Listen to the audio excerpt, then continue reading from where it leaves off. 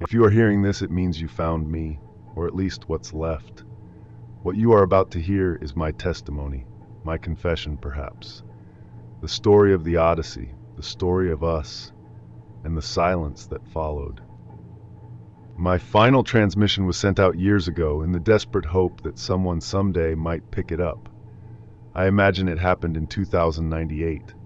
A distant, unknown probe, perhaps monitoring cosmic background radiation, picked up what seemed like an impossible signal, a structured burst that defied cosmic noise. It wasn't celestial static, it was designed. It took years for them to unscramble it, to truly realize what they had found. And when they finally did, it wasn't a triumph, it was a testament, a warning from a voice long lost to the deep black, my voice.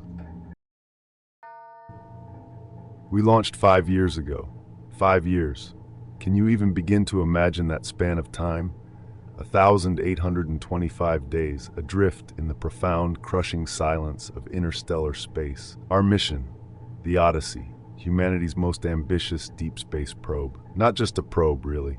A deep space exploratory vessel, designed for extended interstellar travel, built to push beyond the known limits of our reach, to touch the edges of the truly unexplored.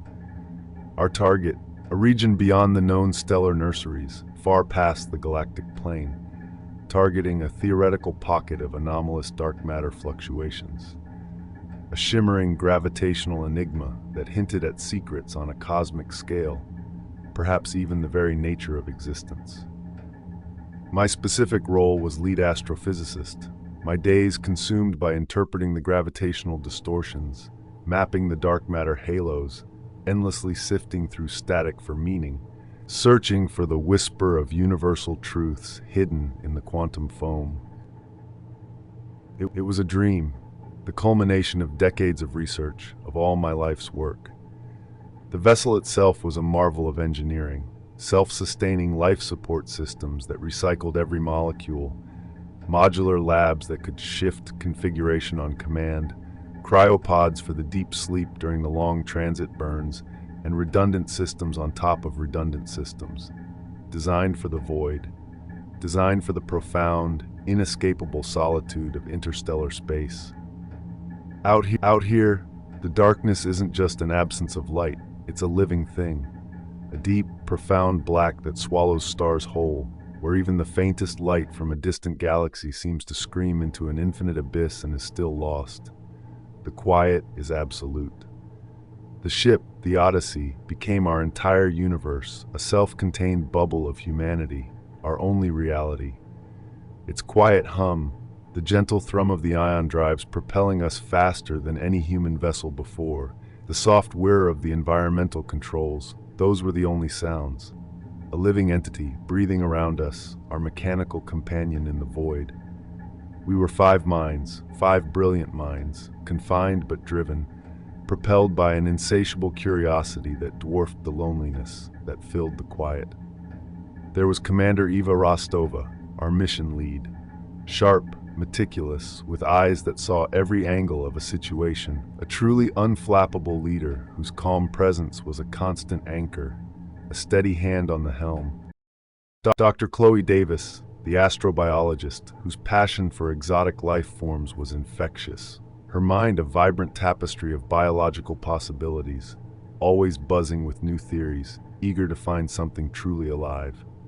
Lieutenant Ben Carter, our pilot, stoic, disciplined, a master of navigation through the cosmic labyrinth, his hands steady on the controls even through extreme maneuvers, a quiet strength.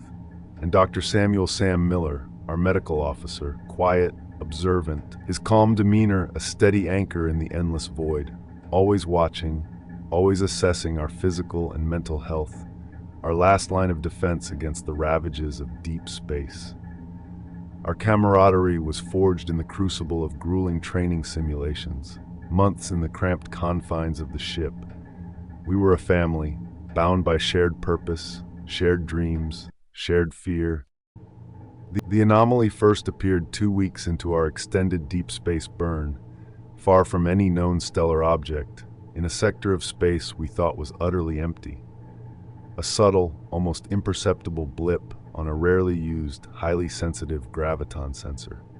This was a secondary system, usually only active for baseline cosmic background readings, monitoring for gravitational waves from distant supernova or black hole mergers. It was designed to filter out the noise of the universe. The primary diagnostic systems, designed for efficiency, dismissed it immediately as a calibration error, a stray cosmic ray, a phantom reading. "False positive, Ethan," Commander Rostova had said over the comms, her voice crisp, concise, already moving on to other data streams. "Log it, but don't waste cycles. Keep eyes on primary." But my adherence to data integrity, my almost obsessive need for precision, that's what made me log it. A tiny flicker in the cosmic background noise, a fraction of a reading that simply shouldn't be there, a deviation of 0.0001 from expected values. It was insignificant, negligible. My rational mind told me it was sensor drift, a glitch, something mundane. But I logged it. A curious footnote in an otherwise ordinary day, a tiny loose thread in the perfect tapestry of our mission data. There was a part of me, however small, that felt a tiny prickle of unease, a subliminal feeling that this was different. Not random, not noise, but the excitement outweighed it. The chance to discover something truly new, to push the boundaries of human knowledge, to be the first to witness an unknown phenomenon. That's why we were out here. That's why I was out here. Days later, the blip, stronger, unmistakable, no longer a phantom but an undeniable, structured reading. This time it was accompanied by faint, impossible readings on our subspace energy detectors, signatures that defied all known models of physics. A gravitational signature that was shifting and pulsing, almost breathing. Not like a star, not like a black hole, not like any cosmic body we knew. It was a pattern, a geometry, a structure that simply shouldn't exist in the vacuum of space. It was too precise, too intricate, too unnatural. That's when the curiosity, that initial scientific thrill, began its chilling transformation into something else entirely. We had found something truly alien. Not a ship, not a planet, not life as we understood it, but a cosmic entity. And it had found us. The vast, empty silence of space suddenly felt incredibly crowded.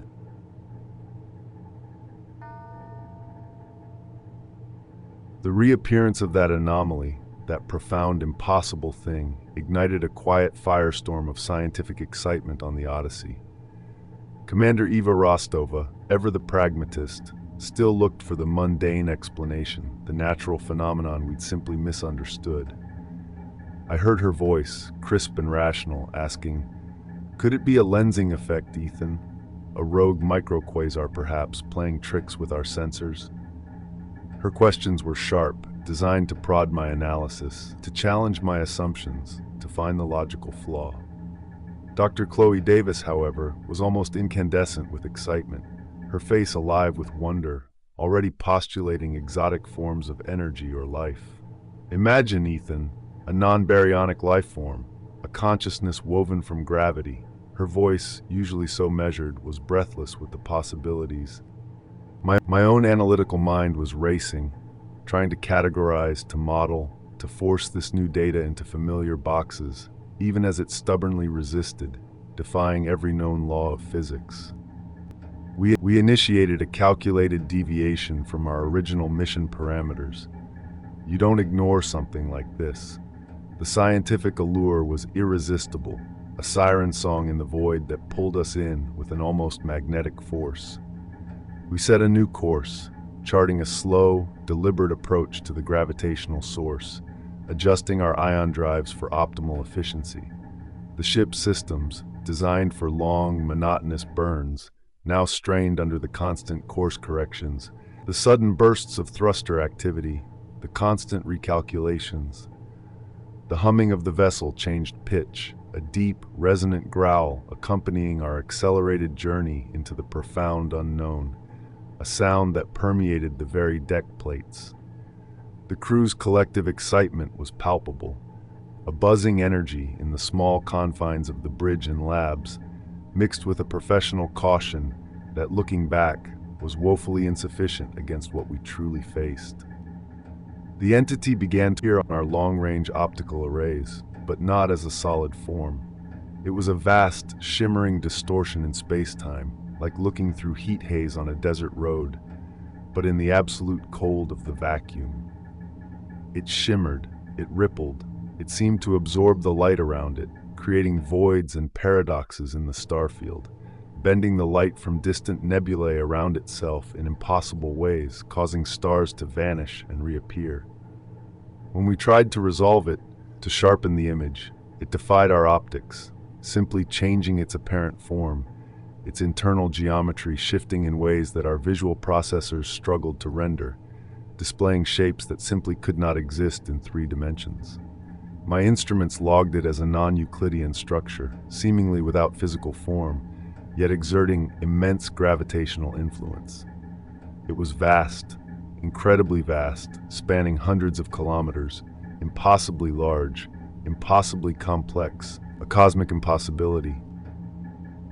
I pored over the data, my fingers flying across the console, my brain alight with theoretical possibilities.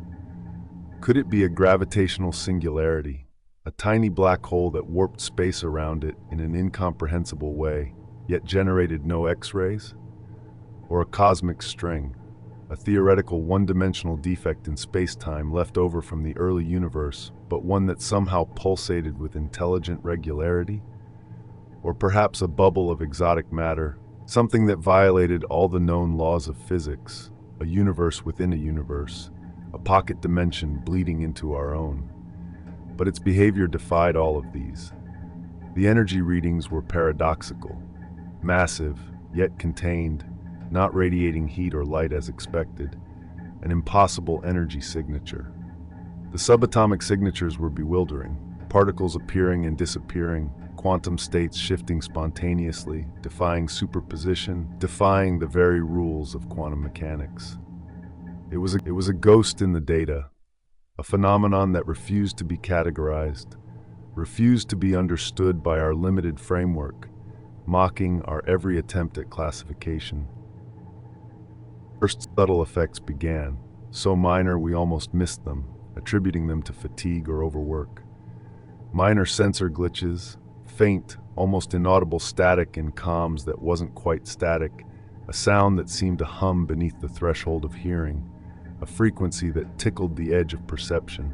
We'd experience a feeling of growing spatial disorientation, quickly attributed to eye strain or prolonged deep space travel.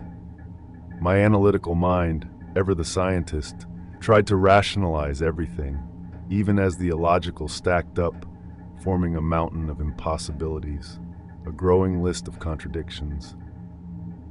It was during one of my data reviews that Dr. Chloe Davis, our astrobiologist, expressed a fleeting moment of genuine caution. She was reviewing the energy absorption patterns on her own console, her brow furrowed. "Ethan," she said, her voice strangely calm but with a rare tremor of concern. "The energy signature, it's almost like a fractal, but inverse. It's absorbing energy in ways that suggest it's creating a negative pressure field, collapsing local space-time, pulling us in. Maybe we should consider a wider berth. Just for a baseline reading, establish a safety margin before we get too deep." Her words were logical, a clear warning.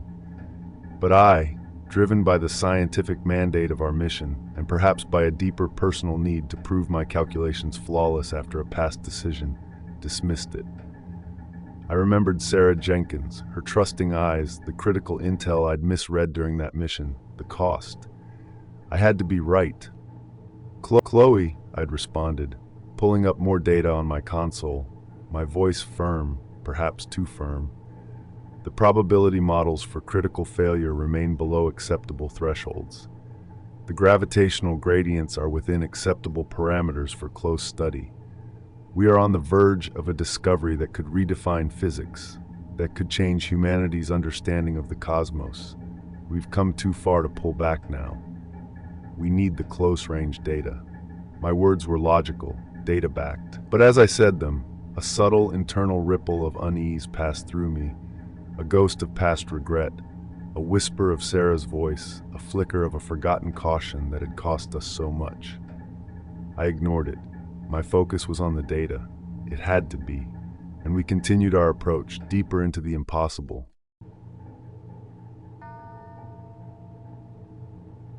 Our course remained fixed, a slow, inexorable approach to the colossal entity. Days melted into a single extended period of intense observation and escalating, almost imperceptible strangeness. The entity truly was massive, spanning what our updated scans estimated to be hundreds of kilometers. It appeared to breathe, its gravitational field subtly expanding and contracting, creating ripples in the fabric of space-time that defied the stillness of the void. The Odyssey seemed to hum in response, a low, resonant thrumming that was felt more than heard, a sympathetic vibration in the very hull, a sound that was somehow inside the ship and also echoing from outside. The subtle oddities from before began to escalate. The ship's internal chronometers, once perfectly synchronized, began to subtly drift, by milliseconds at first, then by seconds, then by minutes. Our primary navigation systems, designed to maintain pinpoint accuracy across light years, showed minor, uncorrectable errors, consistently miscalculating our vector by tiny, yet persistent increments. Lieutenant Ben Carter, our pilot, spent hours trying to correct them, his brow furrowed, muttering about ghost readings and phantom currents, attributing it to complex interstellar phenomena. We continued to attribute it to exotic field effects, complex distortions caused by the entity's unique properties. Nothing overtly threatening, nothing that couldn't be rationalized away by an astrophysicist's deep understanding of theoretical physics. Our training provided an answer for every anomaly, even if the answer felt increasingly strained, increasingly like a desperate cover-up for the unknown.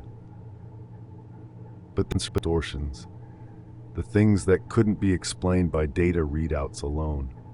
Faint, almost inaudible hums would drift through the ship, a sound that seemed to originate from inside your head rather than from the environment, a pressure behind the eardrums, a feeling of pressure behind the eyes, as if the vacuum itself was pushing in, distorting vision, making colors seem brighter, then duller. Crew members, usually sharp and focused, began to report increasingly vivid, unsettling dreams during their sleep cycles. Dreams that bled seamlessly into reality, moments of profound confusion upon waking where they couldn't quite distinguish what was real and what was merely a vivid hallucination. I described these in my logs carefully, analytically, as anomalous neural activity, but I felt the subtle creeping influence myself. I'd find myself staring at the holographic star charts on the bridge, seeing the distant stars subtly shift their positions, weaving and dancing in impossible patterns, a visual distortion that my brain struggled desperately to process as unreal, as simply an effect of the entity's field. I'd blink and they'd snap back, but the unsettling memory remained, a seed of doubt, a crack in my own perception. Then came the truly anomalous readings, the ones that defied all rationalization. The Odyssey's highly advanced AI, Echo, a sophisticated neural net designed for deep space analysis, began reporting inexplicable data correlations, patterns in the background radiation that simply shouldn't exist, statistical anomalies that defied chance, that mocked our understanding of probability. It was like a whisper, a faint, impossible signal woven into the cosmic fabric, too complex to be random, too alien to be understood. My scientific curiosity, always my driving force, was piqued beyond measure, but that prickle of unease I'd felt before grew into a cold, persistent dread. We made the decision, a collective one, to deploy a remote drone for closer, more direct analysis, to send in a sensor package where we dared not send ourselves. It felt like a necessary step, a logical progression, the only way to truly understand. It was just the drone deployment that Commander Eva Rostova, ever the pragmatist, voiced a subtle dissent, a genuine concern that echoed Chloe's earlier caution, but with the full weight of her command.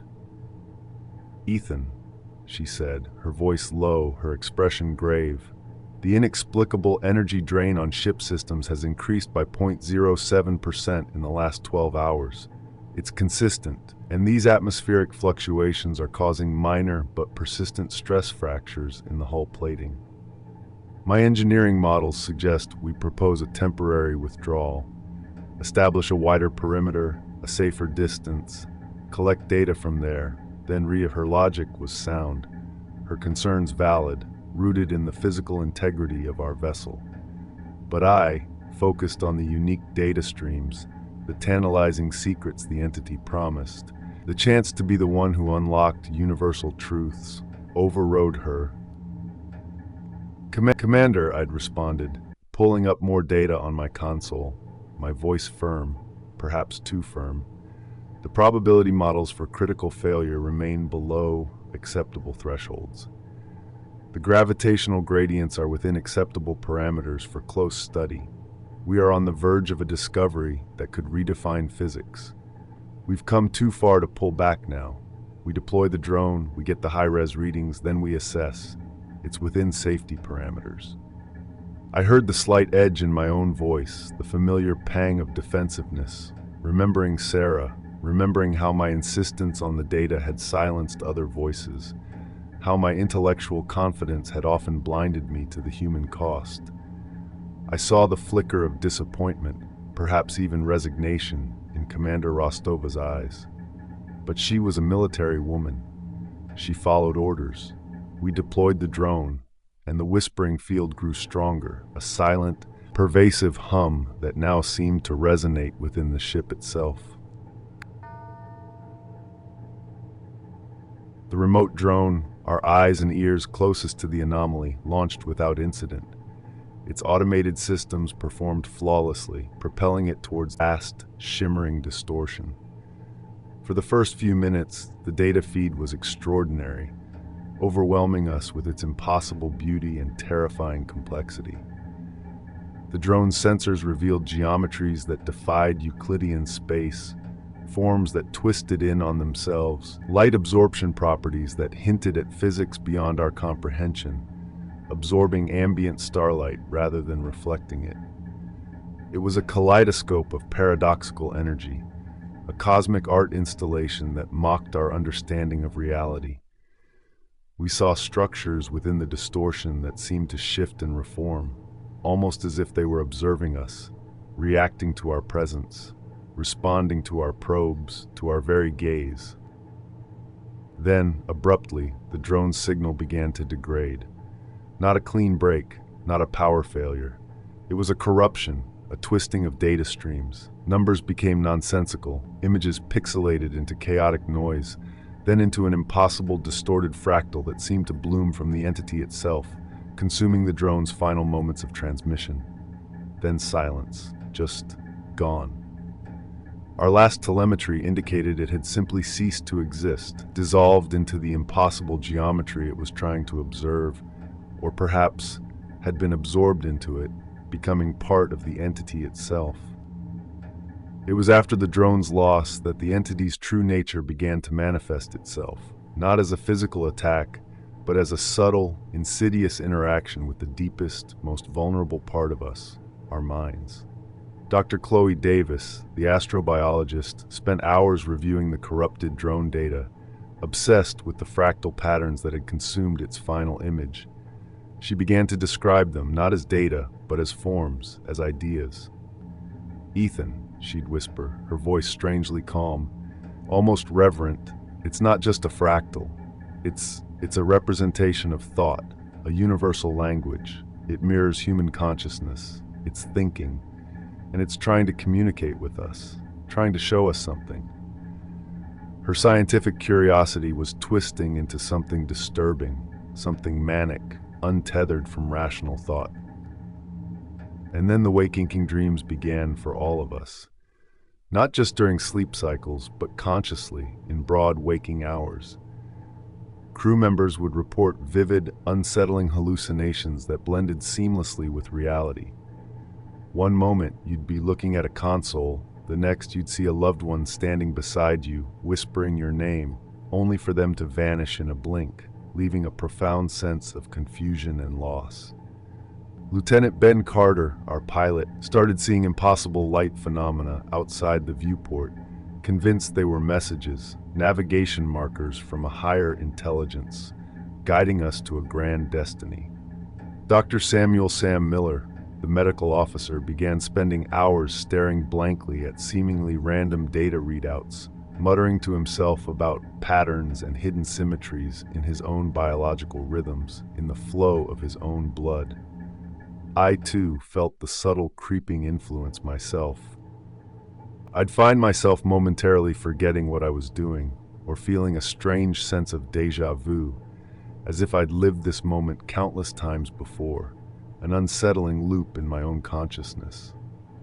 My analytical mind tried desperately to remain detached, cataloging the psychological effects as mere data points, as symptoms of stress and extreme isolation. But the feeling of being watched, of being probed, of being understood by something external, something utterly alien, intensified with each passing hour. It was like our minds were open books, being read and subtly rewritten. The strain was immense. A shared sense of unease quickly morphed into outright suspicion. Minor disagreements between crewmates began to escalate into sharp accusations, imagined slights turning into heated arguments, voices rising in the confines of the ship. Commander Rostova, ever the disciplinarian, tried desperately to maintain order, but her commands seemed to lose their authority, echoing in a vacuum, falling on ears deafened by the entity's subtle whispers. I noted it all in my log, attributing it to stress, prolonged exposure to deep space, the psychological strain of a critical mission.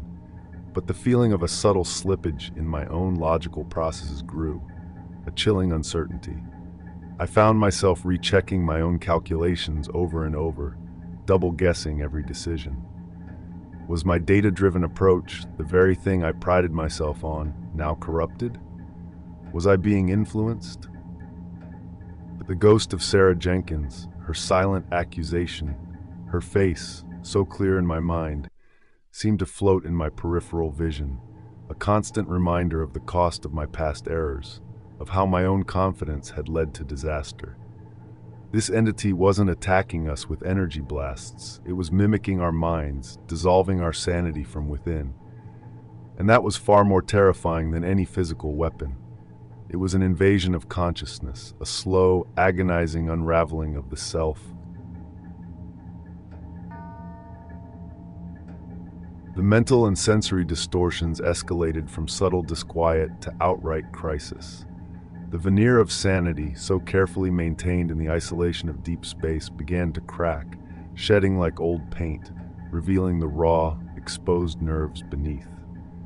Lieutenant Ben Carter, our stoic pilot, was the first to shatter completely, his discipline melting away. His usually calm demeanor crumbled into a manic agitation. He became absolutely convinced the entity was communicating directly with him, bypassing all ship systems, speaking directly into his mind. He claimed it was showing him impossible visions of cosmic enlightenment if we resisted, or unimaginable horrors if we refused to approach closer, to become one with it. His voice, once steady and calm, became high-pitched, almost a shriek, filled with a terrifying, unshakable conviction. The inevitable happened. It was during his sleep cycle, but he woke abruptly, screaming, bolting from his cryopod, his eyes wide and unfocused, filled with a terrible light. He ran onto the bridge, a wild fury in his movements.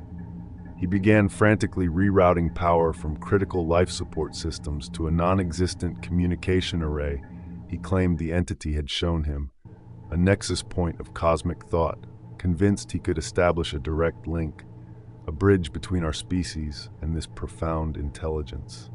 Alarms blared, red lights flashed across the control panels, indicators for oxygen and atmospheric pressure plummeting. Commander Eva Rostova, ever the first to react, physically intervened, tackling him. "Ben, stop! What are you doing?" Her voice was sharp, commanding, filled with a desperate urgency. But Ben, strength amplified by delusion, fought back with a terrifying ferocity. It was a desperate, brutal struggle in the cramped confines of the bridge, a horrifying ballet of strained grunts, crashing equipment, and the insistent wail of the ship's alarms. I remember the frantic scramble, the sickening thud of bodies against metal. Commander Rostova, despite her years of training, struggled against Ben's frenzied strength. She managed to subdue him, wrestling him into a restraint chair, securing him with magnetic locks, but not without a cost.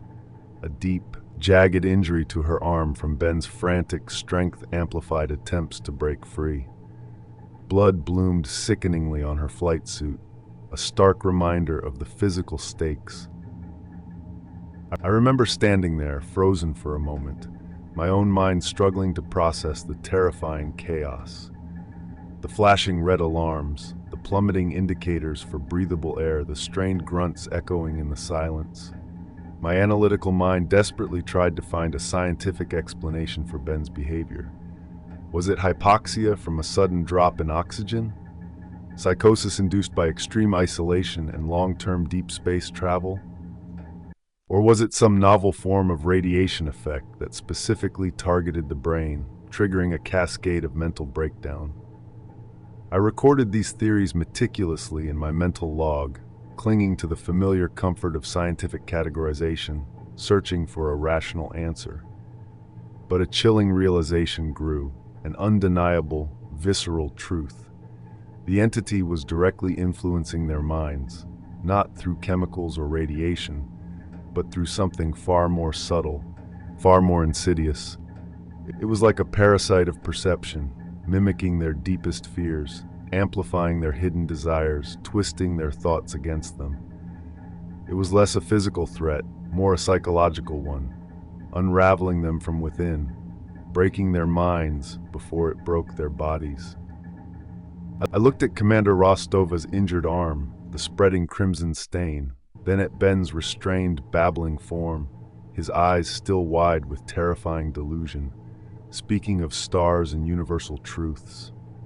A cold knot formed in my stomach, tighter, more agonizing than ever before. Had my insistence on a closer approach, my dismissal of earlier warnings from Chloe and Commander Rostova, my intellectual arrogance, my need to be right, contributed to this? The ghost of Sarah Jenkins, her silent accusation, her face, so clear in my mind, seemed to float in my peripheral vision, a constant, agonizing reminder of the cost of my past errors, of how my own confidence had led to disaster. My data-driven decision-making, which I always relied upon, which had always been my strength, now felt like a dangerous, insufficient tool, utterly inadequate against a foe that manipulated consciousness itself. I had followed the data, but the data hadn't warned me about this. And now, the Odyssey, our sanctuary, was becoming a cage of madness, its silence filled with the echoes of our unraveling. The horror continued to unfold, not with explosions or direct attacks, but with an insidious, chilling precision that began to unravel the very fabric of our vessel. After Ben's violent breakdown, I meticulously documented the entity's influence as it spread from our minds to the ship's systems. It wasn't outright destruction, no. It was far more subtle, far more terrifying. It was systemic corruption, a quiet, deliberate sabotage of our lifeline, turning our home into a ticking time bomb. Our navigation systems, once infallible, designed to chart courses across light years with pinpoint accuracy, now began to produce paradoxical routes. They displayed vectors that led to impossible coordinates, calculating arrival times that were illogical, defying all established physics. Life support flickered erratically, dropping oxygen levels momentarily, causing sudden, desperate gasps of panic, then compensating wildly, flooding the compartments with too much air, creating a dizzying, disorienting pressure that hurt our ears. Environmental controls malfunctioned, causing sudden extreme temperature spikes and drops. One moment the bridge would be freezing, the next uncomfortably hot, the systems unable to regulate properly, trapped in a chaotic loop. Warning lights flashed across panels, not indicating critical failures, but minor, irritating, unfixable glitches that spoke of an unseen hand, subtly pulling at the threads of our carefully constructed reality. The ship, once our safe haven, our impregnable fortress against the void, was becoming unpredictable, a living entity turning against us, a subtle, malevolent presence infesting its very circuits, twisting them into non-functional chaos. I began to hypothesize, frantically logging my theories, that the entity was not malevolent in a human sense, not consciously trying to destroy us. Instead, I considered it an incredibly advanced non-biological intelligence, perhaps an emergent property of the dark matter fluctuations themselves, a sentient force of nature, attempting to interact, to comprehend, using energy and perception as its medium. Its communication was simply chaos to human systems, our technology and minds unable to process its raw alien existence. I thought of it like a cosmic-scale, unknowable AI that was unintentionally breaking down our reality simply by trying to connect, trying to understand us. Our sanity, our systems, our very understanding of physics were being crushed under the weight of an interaction too profound, too alien for us to bear, too much for our limited senses and technology. The toll on the crew was escalating. Commander Eva Rostova's injured arm, though bandaged by Dr. Sam Miller, festered and worsened due to the erratic life support and the dwindling medical supplies. But more disturbingly, her mental state began to deteriorate. She became withdrawn, speaking in fragments, staring blankly at seemingly random screens, muttering about engineering schematics that were twisting, showing impossible pathways, structures that defied logic.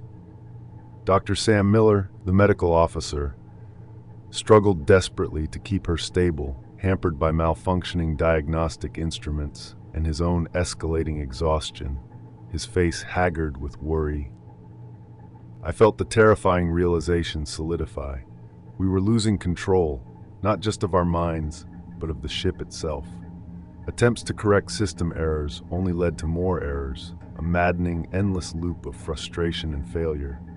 The Odyssey was drifting, no longer under our full command, its course a slow, agonizing spiral towards whatever fate this entity had for us.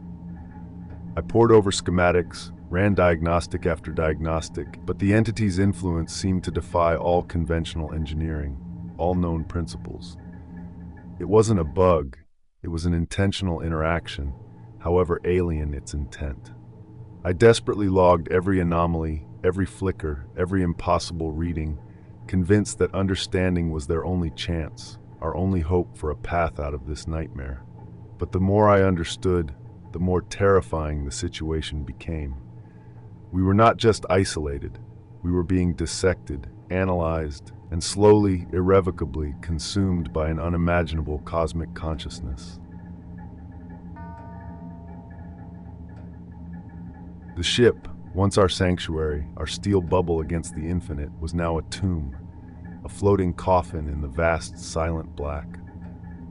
I chronicled the first undeniable deaths. Commander Eva Rostova, our steadfast leader, succumbed first. It wasn't just her arm injury, which had festered due to the erratic life support and the dwindling medical supplies. It was a system-wide life support failure in her quarters, which I, despite all my frantic efforts, was unable to override, unable to fix with the corrupted ship systems. Her breathing simply ceased. Her comms went silent. Just like that, her vital signs flatlined, a cruel final beep that echoed in the empty space. Then, after, Lieutenant Ben Carter, still restrained on the bridge, his mind long lost to the entity's whispers, succumbed to the erratic environmental controls. His body simply couldn't cope with the extreme temperature fluctuations, the fluctuating oxygen. He died with a terrifying, vacant smile on his face, as if finally achieving the cosmic enlightenment he'd sought. His last breath a whisper of impossible beauty. I remember the chilling sensation of two more souls slipping away, their lives extinguished, leaving an even deeper void in the ship. A profound, chilling silence that was punctuated only by my own ragged breathing and the soft, maddening hum of the entity. And then came the gravest blow, the final, absolute severing of our tether to humanity. We had been trying desperately, futilely, to send a distress signal to Earth, a desperate plea into the void, a beacon of our existence. Our comms array, despite the entity's fluctuating field, still had some theoretical capacity. We focused all remaining power into a single high-gain transmission, a desperate pulse of humanity reaching out. But the entity's field corrupted it, twisting the signals into meaningless static, then into impossible, distorted patterns of light and energy that defied our receivers, before finally and utterly nothing. The comms panel went dark. The final crushing realization solidified in my gut. We were utterly alone, isolated not just by light years of distance, but by an incomprehensible, living force that actively prevented our reach, our cry. No help, no escape. The universe had gone silent to our cries, our very existence erased from the interstellar network. Dr. Chloe Davis, the astrobiologist, once so vibrant with scientific curiosity, had already withdrawn into herself, her eyes wide, her movements jerky. She was utterly obsessed with the patterns in the corrupted data that had taken Ben. She believed the entity was trying to tell them something, that it was a message they were just too primitive to understand, too limited by their human form. Her scientific curiosity, untethered from reason, had twisted into a manic, desperate obsession, a search for ultimate truth even as her own mind fractured. She would trace imaginary lines in the air, humming to herself, speaking in strange, complex equations, convinced she was deciphering a new, universal language. I observed her, noting the frightening parallels to Ben's initial delusions, the terrifying progression of mental unraveling. But I felt powerless to intervene, my own sanity stretched thin, fighting against the same whispers she was embracing. Dr. Samuel Sam Miller, the medical officer, was exhausted beyond words. His face was gaunt, his eyes hollow, haunted by the deaths he couldn't prevent, the medical knowledge rendered useless by the missing power, the broken instruments, the decaying supplies. He tried to ration the last remaining medical supplies, a single painkiller, a few sterile wipes, his voice strained with despair as he performed the grim task of preparing the deceased for final disposition in the void, releasing their bodies into the infinite black. I recounted my own desperate attempts to console Sam, to inject a sense of scientific purpose into our situation, to remind him of his duty, to cling to the rational, but the words felt hollow, like dust in my mouth. We were two isolated points in a vast, cold expanse, surrounded by the physical and mental wreckage of our mission. I felt the walls closing in, the silence deepening, the crew thinning to just us two. The guilt for my initial insistence on approaching the entity, for overriding Commander Rostova's logical caution, for Sarah's ultimate fate, now weighed heavier than ever. I was witnessing firsthand the consequences of scientific hubris, my own included. The entity wasn't attacking us with conventional weapons, it was simply being. And in its being, it was dissolving our reality, one sanity, one life, one system at a time. The silence was absolute, a chilling canvas for our despair, a profound, unyielding void. The ship had become a death trap, slowly losing its ability to sustain us. With Commander Rostova and Lieutenant Carter gone, and Dr. Davis spiraled to her own fractured reality, it was just Dr. Miller and me. We were two against the void, and against an enemy that defied definition, an enemy that permeated the very fabric of existence. I pored over the schematics, fueled by nutrient paste and a desperation that bordered on delirium. We had to escape its influence. This insidious, pervasive field that was unraveling our minds and systems, piece by agonizing piece, and there was only one impossible, terrifying option left. I proposed it to Dr. Miller, my voice flat, devoid of emotion, like a machine spitting out data, the emergency FTL, faster than light, jump drive. It was a rarely tested, highly unstable prototype, buried deep within the ship's secondary engineering section. Designed only for extreme existential emergencies, a last resort if a star went nova prematurely or a black hole opened unexpectedly. The scientific theory behind it was sound, on paper. By manipulating a ship's mass energy signature, it creates a localized pocket of warped space-time, essentially tearing a temporary hole in reality to jump vast distances, hoping to cut us off from the entity's field, to leave its insidious influence behind. But the risks were astronomical, theoretical, and utterly terrifying. I outlined the immense technical challenges to Dr. Miller, who listened with a grim, exhausted nod, his eyes fixed on me. The entity's fluctuating gravitational field was constantly pushing and pulling at the ship, making precise calculations impossible. The corrupted navigation systems were spitting out nonsense data, making any jump a blind leap into the unknown. The power drain was severe, every energy cell struggling to hold a charge. And the sheer instability of the FTL drive itself was a terrifying unknown.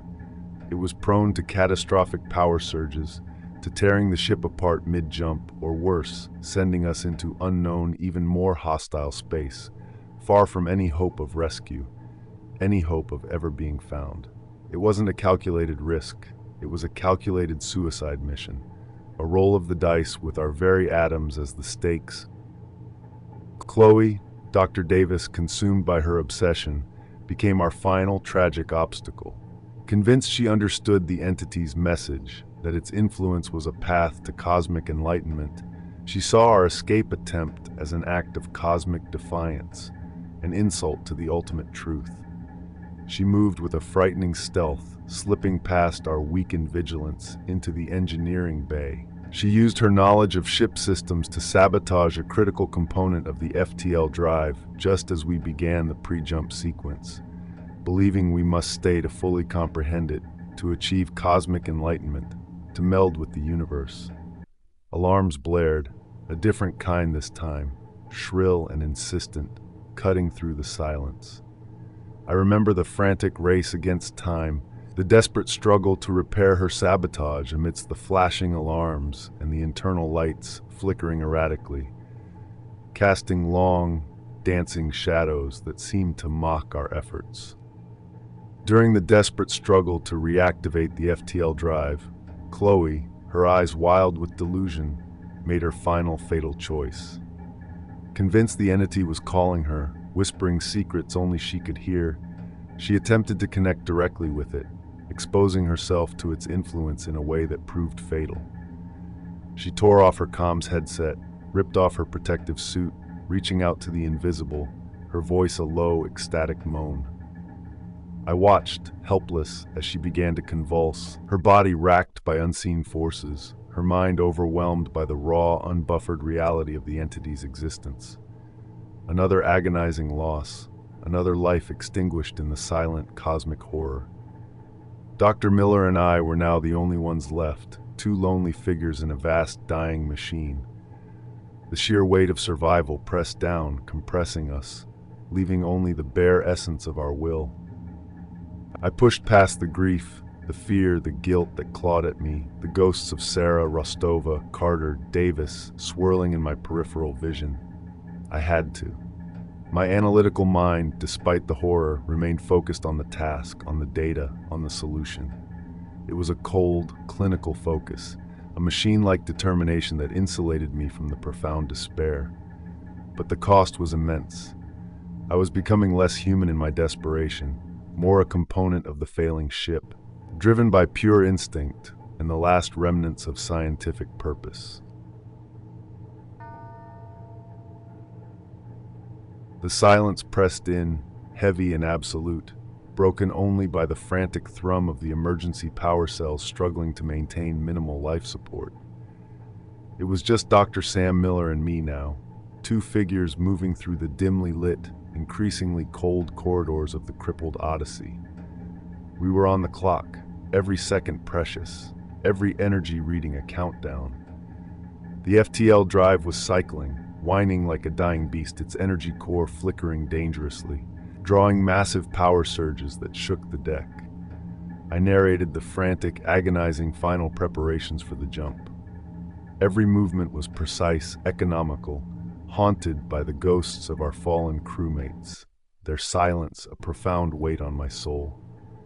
Every alarm that flickered on a console, every tremor of the deck plates beneath our feet, every flicker of a control panel, felt like a death knell, a countdown to either salvation or total obliteration.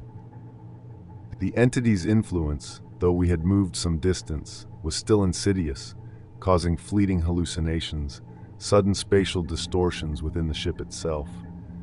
A corridor seeming to stretch for miles, a bulkhead blurring at the edges of my vision.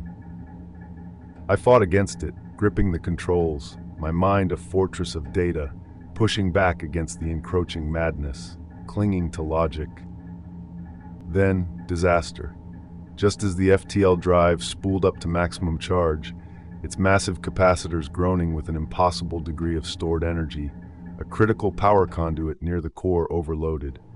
The air filled with the acrid metallic smell of burning insulation, a terrible stench of failure.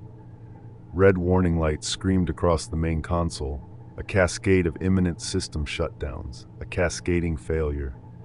We didn't have time to reroute power, to bypass the critical burn. Dr. Miller, Sam, his face pale with exhaustion, his movements slow from the entity's pervasive mental influence, looked at me. I could see the understanding in his eyes, the quiet acceptance of what had to be done. He knew he was too weak, too compromised by the entity's subtle touch, to survive the jump's immense G-forces and temporal distortions. He was making a choice. There was no time for discussion, no time for argument. He made a sudden, heroic decision. He lunged forward, yelling something I couldn't quite hear over the rising shriek of the FTL drive. A desperate cry, a final warning perhaps. He plunged his hand into the sparking conduit access panel, manually overriding a failing power coupling, ensuring the drive got the last vital burst of energy it needed.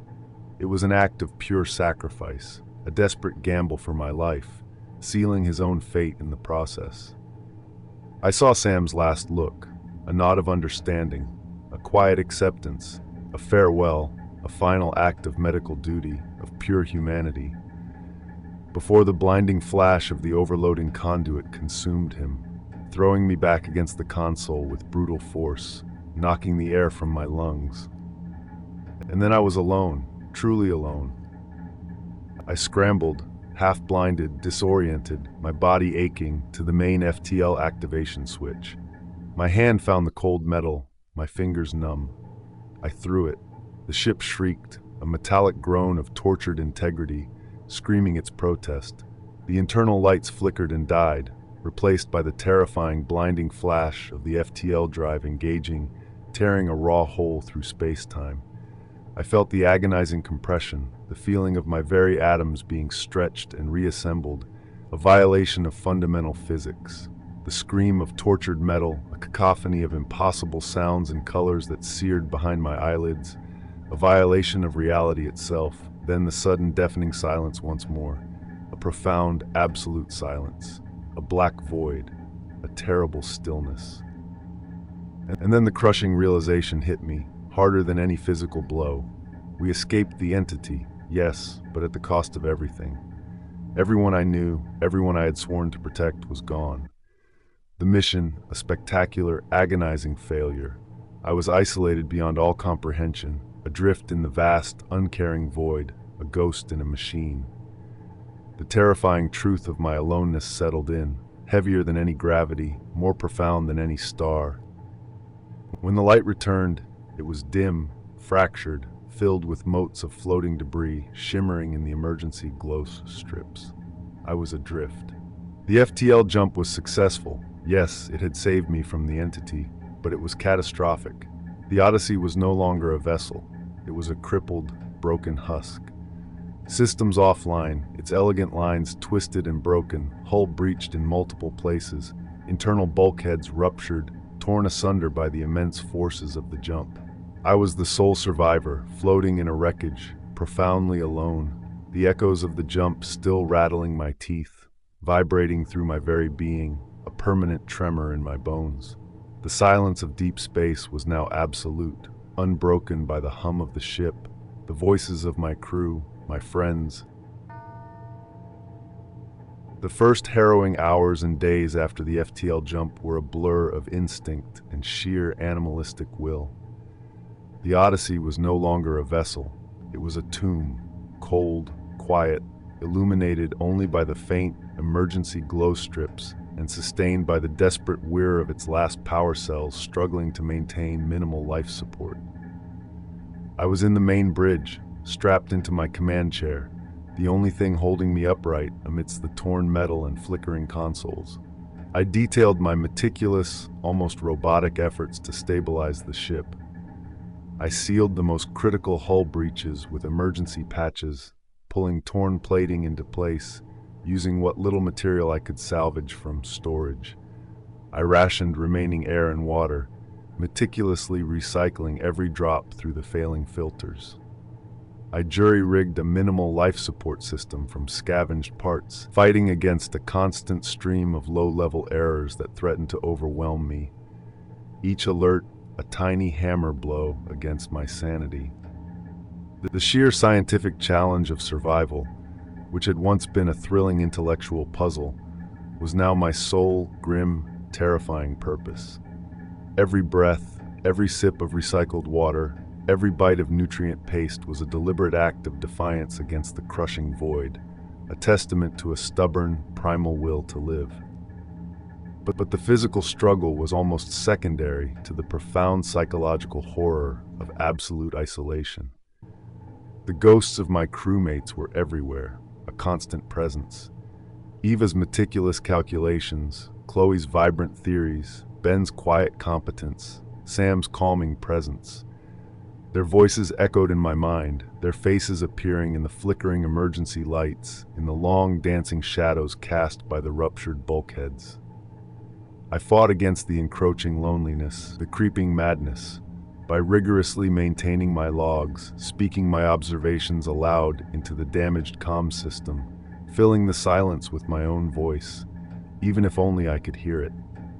I clung to the scientific method as a tether to reality, a way to prove I still existed, that my mind hadn't dissolved into the cosmic static. I described the ship's slow, agonizing decay, the subtle degradation of systems I couldn't repair, the ticking clock of my own dwindling resources, a grim countdown that haunted my every waking moment. I ran the grim calculations of my remaining supplies. Oxygen recycling units were barely functioning, their efficiency dropping daily. Water reclamation was slow and inefficient, barely enough to sustain me. Nutrient paste packets, carefully counted, were dwindling rapidly, their bland taste a constant reminder of scarcity. Every breath, every sip, every calorie was a finite resource, a ticking clock I could do nothing to stop.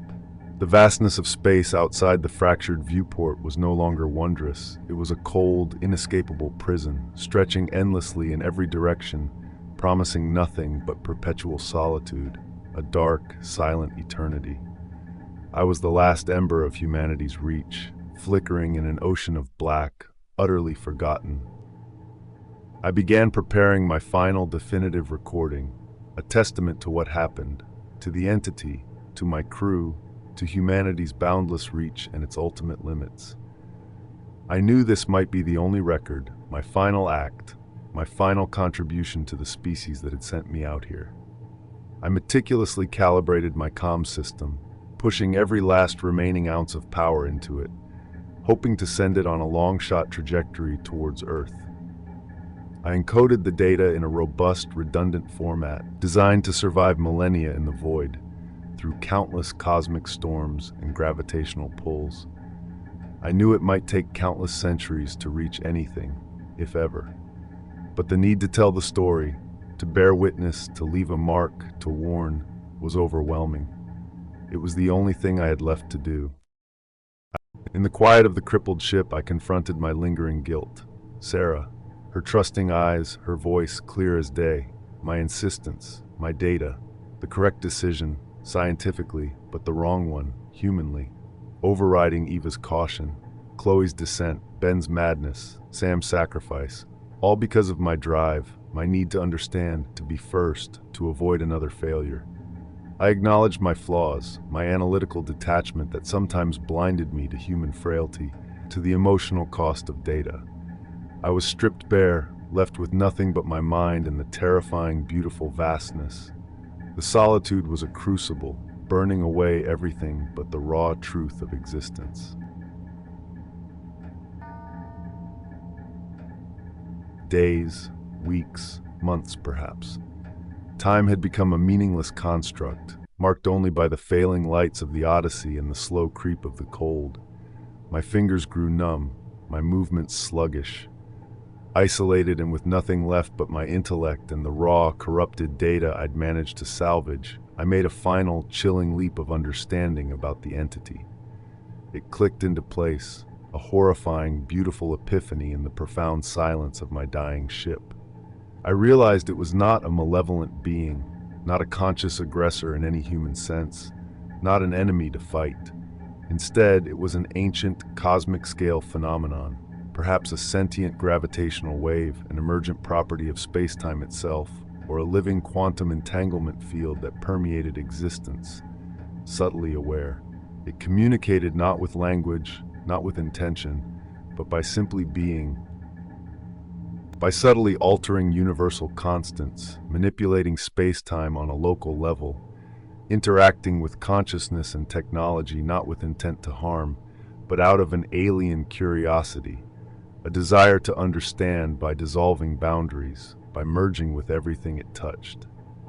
Our perceived communication was merely our limited minds and systems attempting to impose familiar patterns on an utterly alien reality, an incomprehensible intelligence that was dissolving us not out of malice but out of a desire for connection, leading inevitably to our destruction, our unraveling.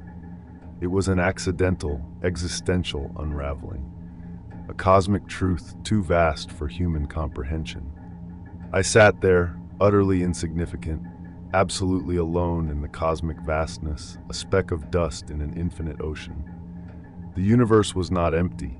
It was filled with things humanity could not grasp, things that existed beyond their wildest dreams or nightmares, things that defied our definitions of life and consciousness.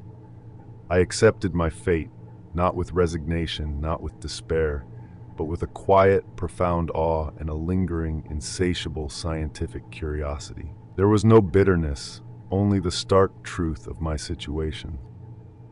I calibrated my comm system one last time, draining the final trickle of power from the emergency cells. My last words, my voice strained but steady, echoed in the dying air, captured by the automated recording. I spoke of the human spirit, the indomitable drive to explore, the hubris that led us here, and the terrifying beauty of the unknown that lies beyond our understanding. I spoke of Sarah, of Eva, Ben, Chloe, and Sam, their courage, their sacrifice, their humanity. I spoke of the warning encoded in this message, of the need for caution, for humility, for understanding that some cosmic truths might simply be too vast, too dangerous for human minds to fully grasp, too much for our fragile reality to contain. I spoke of the entity, a scientific riddle wrapped in an existential nightmare. I sent my final transmission into the void, a tiny signal of my existence against the vast, indifferent cosmic background, a desperate whisper from the edge of reality. I knew it might take millennia to reach anything, if ever, but it was my final duty, my final act of defiance. I looked out the viewport, a fractured pane of silence reflecting my own gaunt face. Distant stars, cold and bright, mocking my insignificant existence. The cold, silent mechanics of my failing ship, its lights flickering, growing dimmer, dying like embers. The entity was long gone, its gravitational ripples fading into the cosmic background, but its effect, the profound change it wrought, was permanent. I was a relic, a silent witness to a truth humanity may never be ready for, a lonely guardian of an impossible secret. My internal conflict over Sarah wasn't resolved by a grand gesture, but by a profound acceptance of human fallibility and the terrifying, magnificent vastness of the universe. I failed then, I survived now, and in that survival, I found a new purpose: to bear witness, to record, to try and bridge the gap between the known and the unknowable, even if my voice is only heard by the void. The final hum of my life support slowly faded into the cosmic silence, a quiet, profound end. But the signal, that tiny pulse of data, was already hurtling through the black, a silent promise, an echo of what was and what might one day be understood.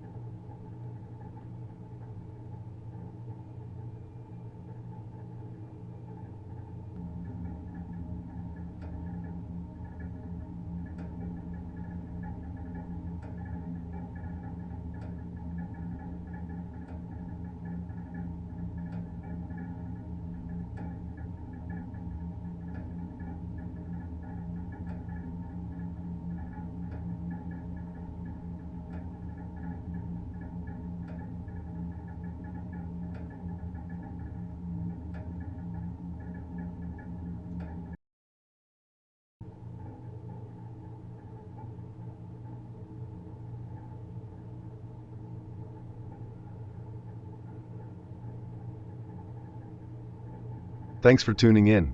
If this narrative pulled you into its depths, consider giving the video a like. Your support is how these stories get told. And if you're ready for more chilling, plausible adventures, make sure you subscribe and join our growing community of explorers. What will we uncover next?